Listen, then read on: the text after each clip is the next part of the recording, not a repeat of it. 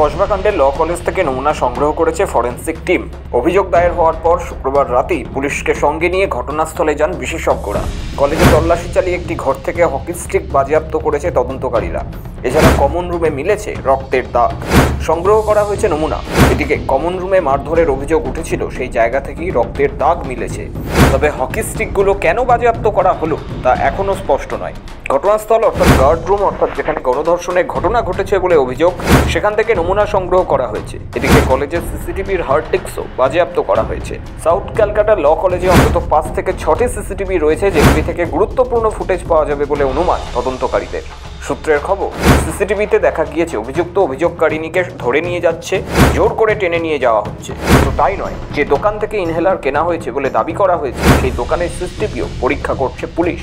সূত্রের খবর, ক্যাম্পাসের নিরাপত্তার দায়িত্বে থাকা সিসিটিভি ক্যামেরার অ্যাক্সেস ছিল মূল অভিযুক্ত মনোজিৎ মিশ্রের মোবাইল ফোনেও। কলেজের প্রবেশপথে এবং গুরুত্বপূর্ণ জায়গাগুলিতে একাধিক সিসিটিভি ক্যামেরা বসানো রয়েছে। এই ক্যামেরাগুলির ফুটেজ নজরদারির জন্য রয়েছে মনিটর, যা কলেজের উপাধ্যক্ষের ঘরে রয়েছে। অথচ চাঞ্চল্যকর তথ্য, উপাধ্যক্ষ ছাড়াও সেই ক্যামেরার লাইভ ফিড এবং রেকর্ড করা ফুটেজ মনোজিৎ নিজের মোবাইলেও দেখতে পারতেন। পুলিশের প্রাথমিক তদন্তে উঠে এসেছে, বুধবারের ঘটনায় অভিযুক্তরা ক্যাম্পাসের বিভিন্ন জায়গায় যাতায়াত করেছে। নিয়ম অনুযায়ী এই সমস্ত কিছু সিসিটিভি ফুটেজে স্পষ্ট থাকার কথা, কিন্তু এখানেই উঠছে বড় প্রশ্ন। ঘটনাটি ধামাচাপা দিতে মনোজিৎ কি ওই ফুটেজে ট্যাম্পারিং করেছেন? ঘটনার গুরুত্ব বুঝে ইতিমধ্যেই দুটি গুরুত্বপূর্ণ জায়গায় ইউনিয়ন রুম ও গার্ড রুম সিল করেছে পুলিশ। তদন্তকারীরা এখন সবচেয়ে বেশি গুরুত্ব দিচ্ছেন সিসিটিভি ফুটেজের সত্যতা যাচাইয়ে।